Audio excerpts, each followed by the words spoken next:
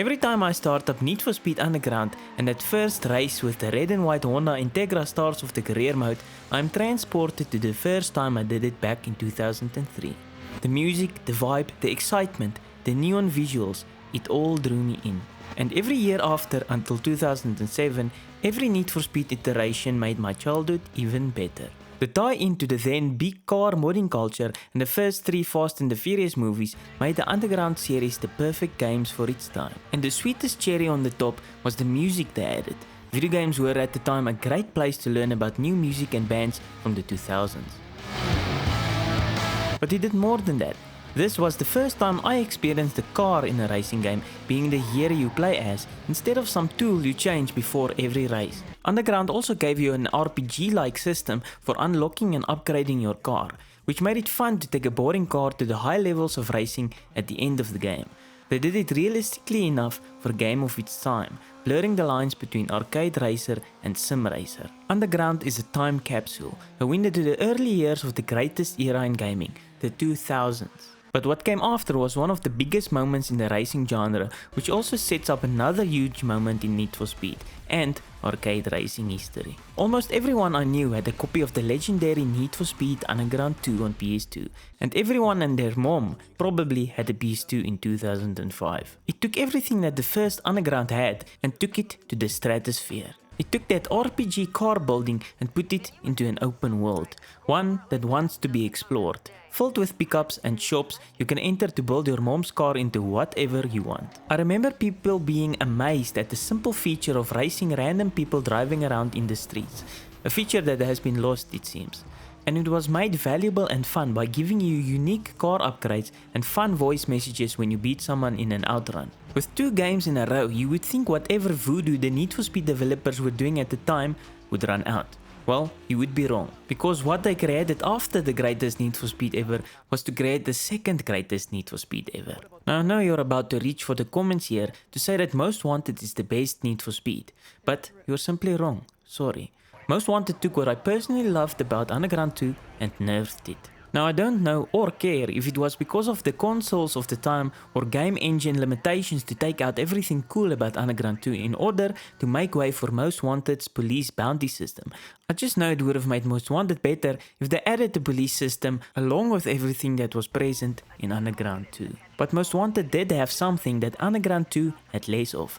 Vibe and a more iconic hero car. I think it also hit at the right time with the right mood. Underground 2 isn't perfect. It shows its age and has that silly comic book style lackluster story. But if you think that makes Most Wanted the better game, I have news for you. Let me list all of the cool crap they removed. Full customization is streamlined and dumped down, and dyno tuning your car is gone, instead giving you a pause menu slider instead. Most Wanted has a focus on supercars, which I find boring to upgrade, and it leaves the most interesting car for last. And they also excluded the Nissan GTR. The drag racing in Underground 2 was crappy, especially compared to Pro Street, and the train coming for you in Underground 1. But the worst drag racing ever award goes to Most Wanted. It's just hair-pulling bullshit, and not worth the aggravation, giving you a quarter of the money other races do.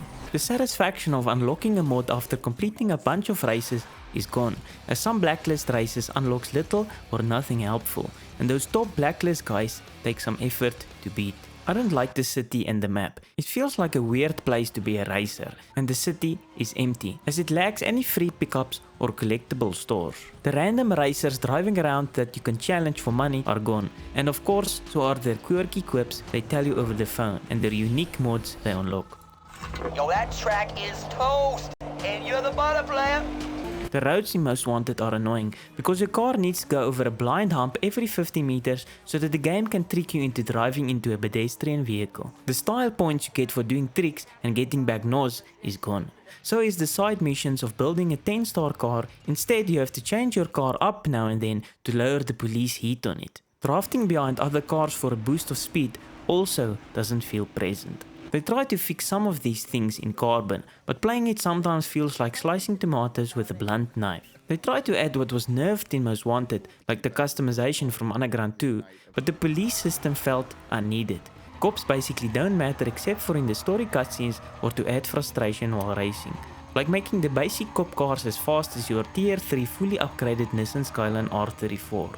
They added a bad crew management system which they used to balance out the catch-up system which gave NPC racers and cops super racing powers. It tries to balance it out with a buddy system where a lot of times the NPC teammate of yours will place first or attempt to crash into the opponents or show you the shortcuts to catching up to the Max Verstappen in the lead. But if you're fast enough and smooth enough, the NPC teammates become worthless.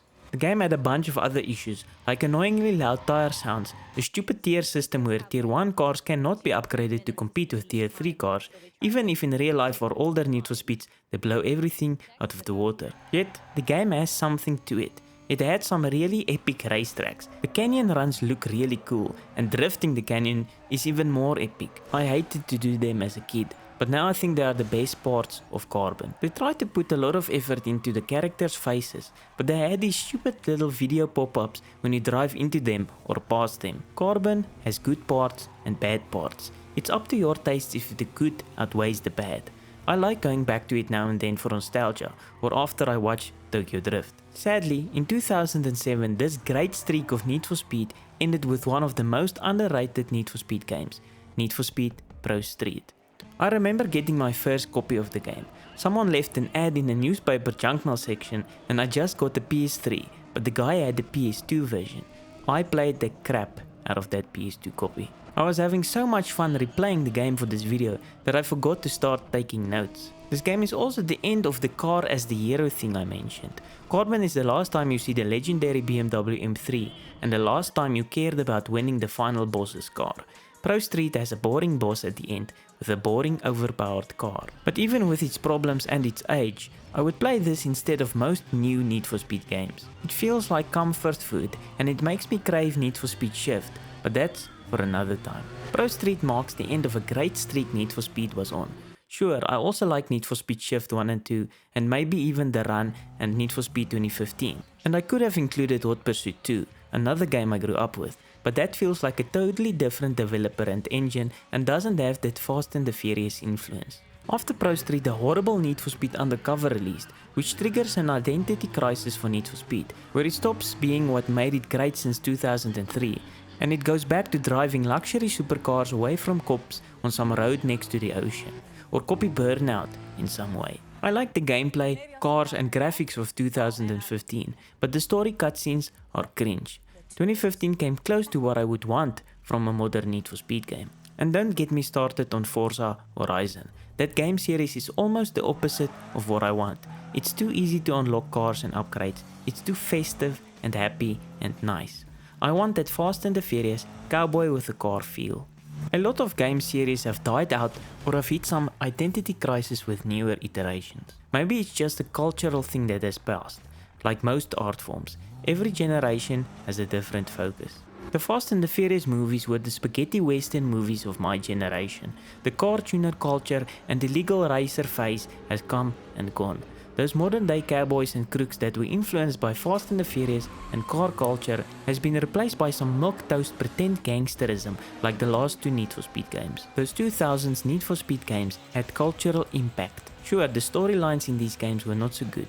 The graphics look really dated, but they still have charm and attitude. The cars and gameplay were not the only things that made these games special. The music made you go, oh hell yes, this game looks cool. And then you're not even in a race yet.